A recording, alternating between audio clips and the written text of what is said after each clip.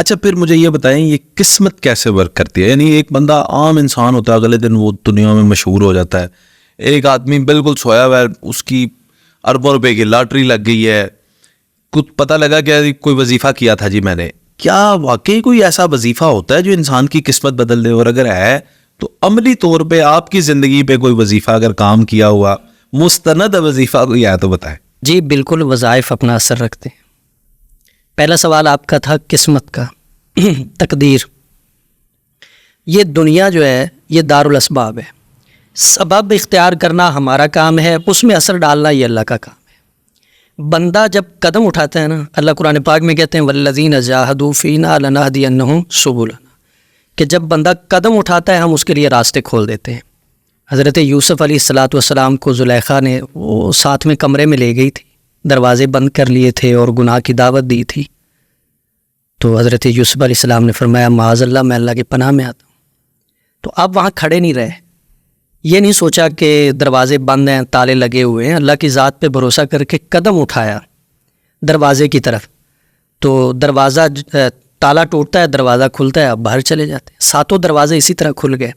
تو جب بندہ قدم اٹھاتا ہے اللہ راستے کھول دیتے ہیں. سبب اختیار کرنے سے تقدیر بدلتی ہے، دعا سے بھی تقدیر بدلتی ہے، اسباب سے بھی اور اعمال سے بھی تقدیر بدلتی ہے.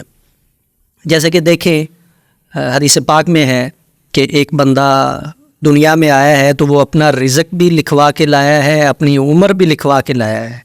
لیکن دوسری طرف حدیث پاک میں آتا ہے کہ جو بندہ والدین کی خدمت کرے گا اللہ اس کی عمر میں بھی برکت دیں گے، اس کی روزی میں بھی برکت دیں گے.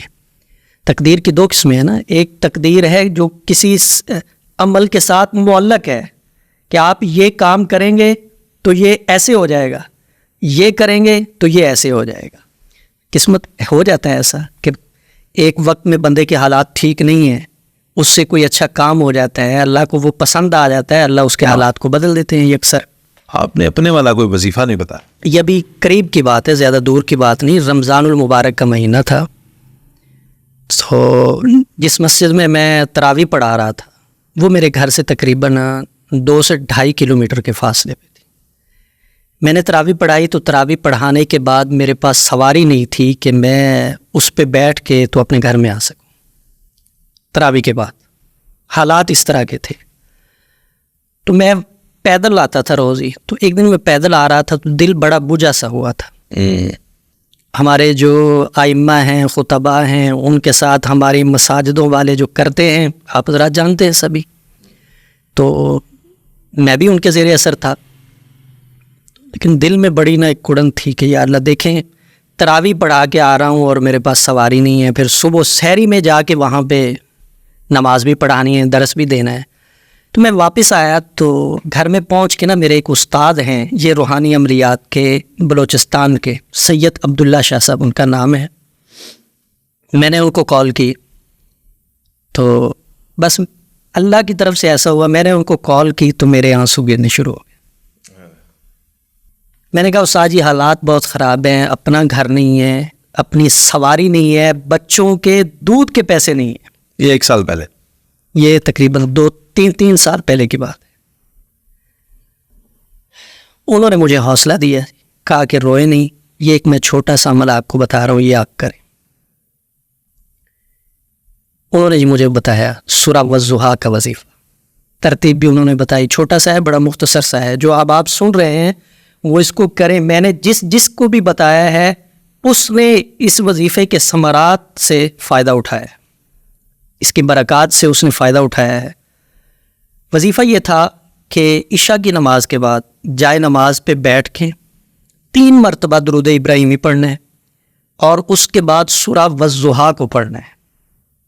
بسم اللہ الرحمن الرحیم، والضحیٰ واللیل اذا سجی ما ودعک ربک وما قلی وللآخرۃ خیر لک من الاولی ولسوف یعطیک ربک فترضی. اس آیت کو یہاں پہ 313 مرتبہ پڑھنا ہے، پھر آگے سورت کو پورا کر دینا ہے. 1 مرتبہ سورت کو پڑھنا ہے اور وَلَسَوْفَ يُعْطِيكَ رَبُّكَ فَتَرْضَىٰ اس آیت کو 313 مرتبہ پڑھنا ہے روزانہ. تو یہ وظیفہ ایسا وظیفہ تھا کہ جس نے حالات کو یکسر بدلا.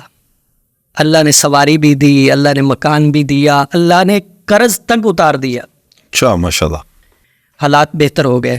ہے تو وظائف اثر رکھتے ہیں, بالکل رکھتے ہیں. یہ بہت شکریہ, یہ بڑا اور قیمتی. یہ جو آیت ہے وَلَسَوْفَ يُؤْتِيكَ رَبُّكَ فَتَرْضَىٰ, اس کا تو ترجمہ ہی یہ ہے کہ آپ کا رب آپ کو اتنا دے گا کہ آپ راضی ہو جائیں. ارے واہ. اور پھر جب رب راضی کرے تو وہ تو اپنی رضا سے کرے گا.